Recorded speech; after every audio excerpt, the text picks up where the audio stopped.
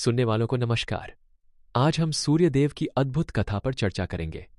हिंदू संस्कृति में सूर्य को प्रत्यक्ष देवता और जीवनदाता क्यों कहा जाता है, इसकी शुरुआत से समझना जरूरी है। क्या आप बता सकते हैं कि सूर्य का यह विशेष स्थान कैसे बना? नमस्कार। सूर्य देव को साक्षात देवता इसलिए कहा गया क्योंकि वे प्रत्यक्ष रूप से हमारे सामने होते हैं, हर सुबह हर सांझ। वे न सिर्फ ऊर्जा के स्रोत हैं बल्कि सत्य, धर्म और व्यवस्था के रक्षक भी माने जाते हैं। वेद में उनकी शक्ति का वर्णन है कि वो अंधकार को दूर कर जगत को जीवन देते हैं। बहुत सुंदर व्याख्या।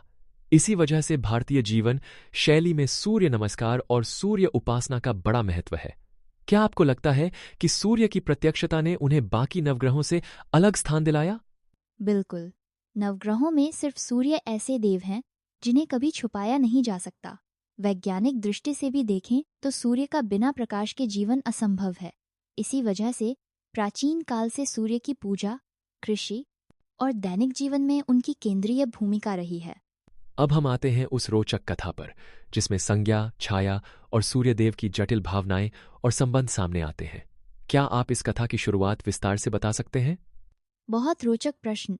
संज्ञा, विश्वकर्मा की पुत्री, सूर्य के प्रचंड तेज से घबरा गईं। उन्होंने अपने पिता से सूर्य के तेज को कम करने की गुहार लगाई, परंतु तेज कम होने के बाद भी संज्ञा संतुष्ट नहीं हुई और उन्होंने अपनी छाया का रूप बनाकर सूर्य के पास छोड़ दिया। यहाँ एक दिलचस्प मनोवैज्ञानिक पहलू है। जब कोई व्यक्ति परिस्थिति से भाग नहीं सकता, तब वह छाया या परछाई बनाकर खुद को बचाने की कोशिश करता है। क्या यह कथा मानवीय संघर्ष की प्रतीक भी है? बिल्कुल। ये कथा गहरे मनोविज्ञान को छूती है कि कभी हम अपनी असलियत से दूर भागना चाहते हैं, पर सत्य से बच पाना असंभव है।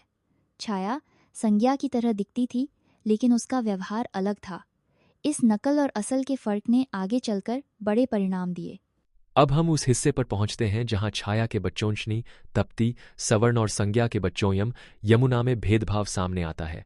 छाया का व्यवहार इतना भिन्न क्यों था? छाया संज्ञा की परछाई थी, लेकिन उसमें सहनशीलता और सौम्यता की कमी थी। उसने अपने और संज्ञा के बच्चों में भेदभाव किया, खासकर यम और यमुना के प्रति। यह बात परिवारों में आज भी प्रासंगिक है, जब सौतेले संबंधों में अक्सर भावनात्मक जटिलताएं आ जाती हैं। यमराज ने आखिरकार अपने पिता सूर्यदेव से प्रश्न किया। यह क्षण काफी निर्णायक था। क्या इससे यह संदेश नहीं मिलता कि अन्याय के खिलाफ आवाज उठाना आवश्यक है, भले ही सामने अपने ही पिता या परिवार हो? निश्चित ही।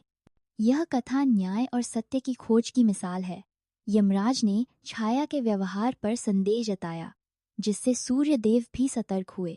यह परिवारों में संवाद और पारदर्शिता की आवश्यकता को दर्शाता है, अन्यथा झूठ और अन्याय लंबे समय तक टिक नहीं सकते। कथा की परिणति भी बेहद महत्वपूर्ण है। सूर्यदेव ने तपस्या कर संज्ञा को खोजा और घोड़े का रूप धारण किया।